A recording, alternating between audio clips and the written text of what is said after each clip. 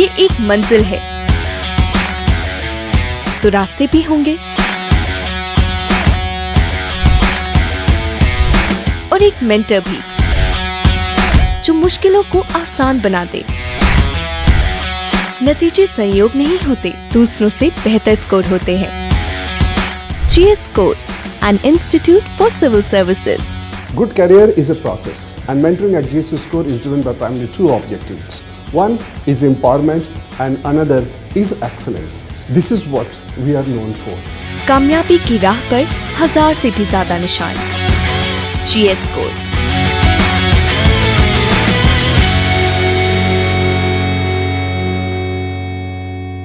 Hello everyone, मेरा नाम शुभम है। मैंने यूपीएससी सीएसई 2022 एग्ज़ाम में 41वां रैंक हासिल किया है। मैं इस वीडियो के माध्यम से अपना ज्योग्राफी ऑप्शनल स्ट्रैटेजी शेयर करना चाहूँगा। मेरा पहला अटेम्प्ट था और पहले अटेम्प्ट में ही मैंने ज्योग्राफी में 298 मार्क्स प्राप्त किया है, जो कि हाईएस्ट है अमॉन्ग दोस्त सेलेक्टेड। सो मैं इस वीडियो के थ्रू अपनी पूरी स्ट्रैटेजी, पूरी ज्योग्राफी ऑप्शनल जर्नी थोड़ा डिटेल में शेयर करना चाहूँगा। उससे पहले मैं थोड़ा अपना बैकग्राउंड के बारे में बता देता हूँ ताकि आपको कॉन्टेक्स्ट मिल सके। मैं बिहार मधुबनी ज़िले का रहने वाला हूँ। मैंने क्लास 10 वहीं पे एक स्कूल है, विद्या विहार रेसिडेंशियल स्कूल, वहाँ से ख़त्म किया है। उसके बाद मैंने +2 दिल्ली पब्लिक स्कूल बोकारो से कंप्लीट किया। Then after I graduated from Hansraj college Delhi university in 2021 with a degree in computer science. उसके बाद मैंने 2022 में अटेम्प्ट दिया और मुझे 41वां रैंक हासिल हो गया। तो आपको जैसे देखा कि मेरा कोई ज्योग्राफी ऑप्शनल का बैकग्राउंड नहीं है, फिर भी मैंने ज्योग्राफी ऑप्शनल चूज किया। तो मैं पहले ये बताना चाहूँगा कि मैंने ज्योग्राफी ऑप्शनल चूज कैसे किया, आप कैसे अपना ऑप्शनल चूज कर सकते हैं। तो मैं कॉलेज के टाइम में जब डिसाइड किया कि मुझे यूपीएससी देना है, तो मैंने सोचा कि चलो देखते हैं कौन सा ऑप्शनल मेरे लिए सही रहेगा। तो मैंने बहुत सारा रिसर्च किया। उसके बाद मैंने अपना खुद को भी देखा कि मुझे कौन सा सब्जेक्ट अच्छा लगता है। तो मुझे लगा कि ज्योग्राफी मेरे लिए सही रहेगा। उसके बाद मैंने ज्योग्राफी का सिलेबस देखा, PYQs देखा, क्या क्या बुक्स पढ़नी होंगी वो देखा। तो ये सब मैंने कॉलेज में डिसाइड कर लिया था कि ज्योग्राफी ऑप्शनल लेना है। ये सब मैंने सिलेबस को एनालाइज करके मुझे पता लग गया कि ये मैं कर सकता हूँ ज्योग्राफी ऑप्शनल। जब मैं सीरियसली स्टार्ट करने लगा यूपीएससी का प्रिपरेशन, तो उससे पहले मैंने ज्योग्राफी ऑप्शनल की सारी जो बुक लिस्ट थी वो मंगा ली घर पे। मैं बाद में बात करूँगा बुक लिस्ट के बारे में। तो जब मैंने मंगाई बुक लिस्ट, जैसे बेसिक एनसीईआरटीज हो गई या जीसी लियोंग हो गई, इसको मैंने एज अ स्टोरी पढ़ लिया कि मैं ये समझ पा रहा हूँ या नहीं। ये मैंने अपने प्रिपरेशन से पहले, जब मैं 3rd ईयर में था कॉलेज के, तभी मैंने ये सब पढ़ लिया। तो इसको पढ़ के लगा कि मैं ये ज्योग्राफी ऑप्शनल ईजिली कर सकता हूँ। बट जैसे कि मेरा बैकग्राउंड नहीं था ज्योग्राफी में, मैं कुछ टॉपिक्स में दिक्कत आ रही थी, तो इसलिए मैंने सोचा कि ज्योग्राफी ऑप्शनल का कोचिंग मैं ले सकता हूँ। उसके लिए अगेन मैंने फिर से रिसर्च किया कि कौन कौन से कोचिंग अच्छे हैं, क्या क्या उसमें लाइक फैसिलिटीज़ है, क्या क्या कोर्सेज में इंक्लूडेड है। तो मैंने डिसाइड किया कि मैं सब्बीर सर का एडुकेमी में जो ज्योग्राफी इंटीग्रेटेड कोर्स है वो मैं ज्वाइन करूँगा। तो मैंने अप्रैल 2021 में ज्योग्राफी ऑप्शनल की कोचिंग स्टार्ट की विद सब्बीर सर। तो मेरा रेगुलरली क्लास होता था 2 घंटे का, तो मैं क्लास करता था 2 घंटे। उसके बाद शाम में 2 घंटे खुद से पढ़ता था। तो जो भी क्लास में पढ़ाया जाता था मैं वो पढ़ता था। बुक्स, स्टैंडर्ड बुक्स जो भी होते थे वो मैं वो पढ़ता था, फिर अपने नोट्स में ऐड करता था। तो मेरे जो क्लास नोट्स थे वही मेरे एक्चुअल नोट्स बन गए, उसी में मैं ऐड सब्ट्रैक्ट करते रहता था। तो ये जर्नी लगभग चली अराउंड जनवरी 2022 तक। तब तक मेरा ऑलमोस्ट 90% सिलेबस कंप्लीट हो गया था ज्योग्राफी ऑप्शनल का। उसके बाद जो बाकी 2 महीने थे उसमें मैंने एनरिचमेंट क्लासेस ज्वाइन की, जो कि इंटीग्रेटेड कोर्स का ही पार्ट था जो सब्बीर सर करवाते हैं। तो उस एनरिचमेंट क्लासेस में बाकी 10% सिलेबस थे या हाई लेवल कॉन्सेप्ट्स थे वो पढ़ाए गए। उसके बाद मैंने 5 टेस्ट भी लिखे जो कि पार्ट था इंटीग्रेटेड कोर्स का। तो इवन बिफोर प्रीलिम, जैसे आप देख रहे होंगे कि मैंने बहुत सा पूरा सिलेबस कंप्लीट कर लिया, अपने नोट्स बना लिए, बहुत सारा एनरिचमेंट कर लिया और बाकी सारे टेस्ट भी दे दिए। तो प्रीलिम से पहले मैं कॉन्फिडेंट था कि मैं ज्योग्राफी ऑप्शनल जो है वो एकदम 100% कंप्लीट हो गया है। ये तो मेरा प्रीलिम्स तक। प्रीलिम्स के बाद मैंने अपने नोट्स को कंसोलिडेट किया, थोड़ा वैल्यू एडिशन किया अपने नोट्स में, जो कि मैं बाद में बताऊंगा आप वैल्यू एडिशन कैसे कर सकते हैं, मैंने कैसे किया। उसके अलावा मैंने बहुत सारे टेस्ट सीरीज ज्वाइन कर ली। मैंने हिमांशु सर का गाइडेंस आईएएस में geography optional test series join किया। उसके अलावा मैंने इनसाइट्स आईएएस का भी geography optional test series join किया। तो मेरा लॉजिक था कि मैंने एडुकेमी से फाउंडेशन कोर्स कर ही लिया है, वहाँ टेस्ट दे भी दिया है, तो मैं दूसरे पर्सपेक्टिव के लिए किसी और कोचिंग ज्वाइन कर लूँ, ताकि मुझे हर मेंटर से आप मिल सके गाइडेंस, हर मेंटर से हर टेस्ट सीरीज से थोड़ा नया नया सीखने को मिल सके, मैं एक टेस्ट सीरीज के साथ अलाइन ना हो जाऊं। तो इसलिए मैंने 2 अलग टेस्ट सीरीज ज्वाइन की आफ्टर प्रीलिम्स। तो उसके बाद मैंने बहुत सारे टेस्ट लिखे, अराउंड 20 ज्योग्राफी ऑप्शनल टेस्ट लिखे। फिर मैंने मेंस दिए और फाइनली मुझे 298 मार्क्स आया। तो ये मेरी जर्नी थी ज्योग्राफी ऑप्शनल की। अब मैं अगर नेक्स्ट सेक्शन पे आऊँ कि मेरी बुक लिस्ट और रिसोर्सेज क्या थी, जो कि बहुत बच्चे मांगते रहते हैं, रिक्वेस्ट करते रहते हैं कि बुक लिस्ट क्या होता है, क्या क्या पढ़ना होता है। वैसे ज्योग्राफी ऑप्शनल की बुक लिस्ट बहुत एक्सटेंसिव है, आपको ये सब नहीं पढ़ना है, मैं अपना बताऊंगा मैंने क्या क्या पढ़ा। तो मेरे रिसोर्स लिस्ट कुछ ऐसे थे। अब मैं अगर सिलेबस वाइज देखूं तो हमारा 2 पेपर होता है, पेपर 1 और पेपर 2। पेपर 1 में 2 पार्ट्स होते हैं, फिजिकल ज्योग्राफी, ह्यूमन ज्योग्राफी, और पेपर 2 इंडियन ज्योग्राफी होता है। ये आप सबको पता होगा अगर आप ज्योग्राफी ऑप्शनल प्रिपेयर कर रहे हो। तो पेपर 1 में पेपर 1 के पार्ट ए में जो कि फिजिकल ज्योग्राफी है, उसमें बहुत सारे सब पार्ट्स होते हैं, तो मैं एक एक करके बताऊंगा। पहला है जियोमॉर्फोलॉजी। इसका मेरा मेन सोर्स लिस्ट था क्लास नोट्स, और उसको मैंने कंप्लीट किया, geomorphology book by Savinder Singh. उसमें से जो जो नहीं पढ़ाए गए थे क्लास में, या मुझे समझ में नहीं आए, या मुझे एनफ नहीं लग रहे थे, तो वो मैं बुक से पढ़ता था, स्टैंडर्ड बुक से। अगेन मैंने कवर टू कवर बुक नहीं पढ़ा जियोमॉर्फोलॉजी, जो टॉपिक्स मेंशन है सिलेबस में उसे ही पढ़ा, सर जो बोलते थे क्लास में पढ़ने उसे ही पढ़ा, और जो नोट्स में नहीं थे वो मैं पढ़ता था ताकि मैं अपने नोट्स में ऐड कर सकूं। तो अगर मैं एग्जांपल दूं तो जियोमॉर्फोलॉजी में एक क्वेश्चन आया था इस साल स्पीलियोथेम्स का, जो कि जनरली क्लास में नहीं पढ़ाया जाता है, बट मैंने बुक पढ़ा था इसलिए मुझे वो क्वेश्चन आता था, वो मेरे नोट्स में थे। तो आप स्टैंडर्ड बुक्स जरूर पढ़ें, कवर टू कवर नहीं पढ़ें, बट सिलेक्टिवली आप जरूर पढ़ सकते हैं। तो ये मेरा जियोमॉर्फोलॉजी का था, class notes plus Savinder Singh का जियोमॉर्फोलॉजी। देन सेकंड पार्ट पे आते हैं क्लाइमेटोलॉजी। क्लाइमेटोलॉजी अगेन मेरा क्लास नोट्स था, उसको मैंने कंप्लीमेंट किया climatology by Savinder Singh. Then again third पे आते हैं oceanography, same class notes plus oceanography by Savinder Singh. Third हो गया बायोजियोग्राफी, इसमें थोड़े क्लास नोट्स से मैंने बहुत सारे बुक कंप्लीमेंट किए। एक हो गया biogeography by Savinder Singh. Then made simple series physical geography का, उसमें बहुत अच्छे अच्छे में एक्सप्लेन किया हुआ है सॉइल के बारे में। अब प्लस मैंने इंटरनेट से भी हेल्प लिया, सॉइल प्रोफाइल का डायग्राम हो गया, एग्जाम्पल्स हो गया, फैक्टर्स हो गया about distribution of plants and animals, gene pools, ये जो मेरे नोट्स में नहीं थे वो मैंने इंटरनेट से भी लेके अपने नोट्स में ऐड किया। तो मैं बायोजियोग्राफी के सोर्स यही थे, class notes plus Savinder Singh का biogeography, made simple and internet. Environment geography मैंने देखा, पीवाईक्यूज को एनालाइज किया, तो मुझे लगा कि मोस्टली करंट अफेयर्स बेस्ड आते हैं, बट कुछ कुछ टॉपिक्स है जो कि स्टैटिक से आ जाते हैं, जैसे ह्यूमन इवोल्यूशन हो गया, ह्यूमन जेनेटिक चेंजेस हो गए, तो ये क्लास में पढ़ाए जाते थे, तो वो मेरे क्लास नोट्स में थे ही। फिर अगेन मैंने इन्वायरमेंट ज्योग्राफी सविंदर सिंह का, उसको भी सेलेक्टिवली पढ़ा, मेड सिंपल सीरीज पढ़ा, एंड अगेन इंटरनेट से खुद के नोट्स बनाए। तो ये सब चीज मेरे पेपर 1 के पार्ट ए का बुक लिस्ट हो गया। फिर अगर पार्ट बी पे आए जो कि ह्यूमन ज्योग्राफी है, ह्यूमन ज्योग्राफी मेरा सबसे बेस्ट पार्ट था, मुझे लगता था, तो इसका मैंने एक्सटेंसिवली कवर किया था। तो सबसे मेन इंपॉर्टेंट टॉपिक होता है इसमें पर्सपेक्टिव्स इन ह्यूमन ज्योग्राफी, जो कि about development of geography as a subject है। तो ये मेरे क्लास नोट्स में बहुत अच्छे से पढ़ाया गया था, तो मेरे क्लास नोट्स सफिशिएंट थे। बट अगेन कुछ कुछ टॉपिक के लिए मैंने हिमांशु सर की जो 500 प्लस की नोट्स आते हैं उससे कंप्लीमेंट किया, और प्लस स्टैंडर्ड बुक्स भी पढ़े, ताकि मैं जो लैंग्वेज हो वो बुकिश लैंग्वेज हो सके, क्योंकि ज्योग्राफिक लैंग्वेज हो सके। तो इसलिए मैं सुदीप्ता अधिकारी और आर.डी. दीक्षित ये दोनों बुक भी सिलेक्टिवली पढ़े, उसको बुकिश लैंग्वेज था वो अपने नोट्स में ऐड किया। अगर मैं एग्जाम्पल दूं तो जैसे एक टॉपिक है क्वांटिटेटिव रिवॉल्यूशन, उसमें क्रिस्टॉफ का एक क्रिटिसिज्म आता है अगेंस्ट क्यूआर, तो वो मैं डायरेक्ट उससे ही उठा के लिखा, जो कि एक्चुअली एग्जाम में आया ही था।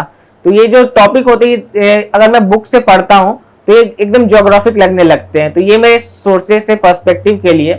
नेक्स्ट अगर इकोनॉमिक ज्योग्राफी पे आते हैं तो कुछ कुछ टॉपिक्स क्लास में पढ़ाए जाते हैं, जैसे हो गया वर्ल्ड मेजरमेंट्स हो गया या एग्रीकल्चर हो गया।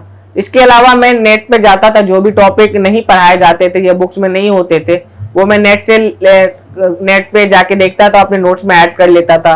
फॉर एग्जांपल एनर्जी क्राइसिस हो गया, फेमाइन हो गया, फूड सिक्योरिटी हो गया। तो ये मेरे इकोनॉमिक ज्योग्राफी के सोर्स थे।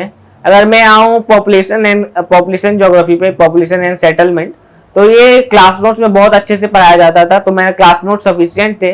बट इसको मैंने अगेन कम्प्लीमेंट किया human geography bye Majid Hussain, ताकि जो जो छोटे मोटे बचे हुए थे वो मैं ऐड कर सकूँ अपने नोट्स में। फिर रीजनल प्लानिंग पे आते हैं। रीजनल प्लानिंग अगेन मैंने क्लास नोट से कंप्लीट किया, प्लस मेड सिंपल सीरीज जो ह्यूमन ज्योग्राफी की है उससे कंप्लीमेंट किया। देन आ जाते हैं models theory, models and theories पे, जो कि बहुत इंपॉर्टेंट पार्ट है। इस पे आप ऑलमोस्ट 60-70% मार्क्स ला सकते हैं। तो ये आपको मैंने क्लास जो किया था सबीर सर का, उसमें बहुत अच्छे से पढ़ाया गया था, तो मेरे क्लास नोट सफिशिएंट थे। बट अगेन थोड़े मोड़े एनालिसिस के लिए मैंने models and theories by Majid Hussain को भी यूज किया था, अगेन सिलेक्टिवली यूज किया था। तो ये मेरे पेपर 1 के स्ट्रेटजी, पेपर 1 के बुक लिस्ट हो गए जो भी मैंने रिसोर्सेज फॉलो किए। अगर मैं पेपर 2 पे आता हूँ तो मैं बहुत लिमिटेड रिसोर्स फॉलो किया। एक ही बुक है DR खुल्लर, मैंने वही फॉलो किया, और जो क्लास में पढ़ाए जाते थे वो मेरे क्लास नोट्स थे। तो मैं DR खुल्लर को सिंप्लीफाई करके अपने नोट्स में ऐड कर लेता था। इसके अलावा जो जो छोटे मोटे टॉपिक जैसे कंटेम्प्रेरी इश्यूज हो गए जो कि क्लास में नहीं पढ़ाए जाते हैं या बुक्स में नहीं होते हैं, अगेन मैं इंटरनेट पे जाता था, उसको सर्च करता था, फिर अपने नोट्स में ऐड करता था। ये मेरे बुक लिस्ट हो गए ऑलमोस्ट ऑल द पार्ट्स के। अगर छोटा टॉपिक रह गया जैसे मैप्स, जो कि 20 मार्क्स के आते हैं पेपर 2 में, तो उसके लिए मैंने इंडिया थ्रू द मैप्स, प्रेम पटेल का बुक आता है, वो मैंने यूज किया था। तो आप भी यूज कर सकते हैं। तो आप बल्कि बुक है, बट आप उसको बार बार रिवाइज करें, PYQs को रिवाइज करें, तो आपको मैप भी इजीली बन जाएंगे। मेरा लाइक 8 से हुआ था आउट ऑफ 10, तो ये मोस्टली PYQs और प्रेम पटेल से हो जाते हैं। तो ये रिसोर्सेज है जो आप फॉलो कर सकते हैं। इसके अलावा मैं अगर नेक्स्ट सेक्शन पे जाऊं कि मैंने डिफरेंट क्या किया कि मुझे 298 आ गया फर्स्ट अटेम्प्ट में ही, तो मैंने कुछ कुछ चीजें अलग की, कुछ कुछ चीजें वही की जो टॉपर्स बताते हैं। तो मैं अपना स्पेसिफिकली बात करूं तो पहली चीज जो मैंने की, मैंने एक भी टॉपिक छोड़ा नहीं। मैंने हर टॉपिक के खुद के नोट्स थे, even small topics like patterns of world trade हो गया या वाटरशेड मैनेजमेंट हो गया, या कोई भी टॉपिक छूटा नहीं था। मेरे सारे खुद के नोट्स थे। तो ये आपको करना पड़ेगा, आप सिलेबस के हर टॉपिक को पढ़िए, हर टॉपिक का आपका नोट्स होना चाहिए। तो ये मैंने किया, ये आपको भी करना चाहिए। सेकेंड जो मैंने किया वो वैल्यू एडिशन। वैल्यू एडिशन बहुत इंपॉर्टेंट हो जाता है कि आप अपने आंसर को कैसे डिफरेंशिएट कर सकते हैं दूसरे से। तो मैंने वैल्यू एडिशन किया from the newspapers and internet. तो मैंने वैल्यू एडिशन कैसे किया, तो मैंने सेपरेट शीट्स बना लिए थे डायग्राम के, सिंप्लीफाइड डायग्राम्स हो गए, सिंप्लीफाइड मैप्स हो गए, ये मैंने सेपरेट शीट्स बना लिए थे।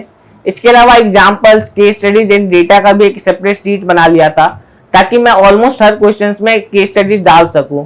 ये मेरे वर्ल्ड के स्टडीज भी थे, इंडिया के स्टडीज भी थे। सो मैं पेपर 1 में वर्ल्ड के स्टडीज यूज करता था और पेपर 2 में इंडिया के स्टडीज यूज करता था।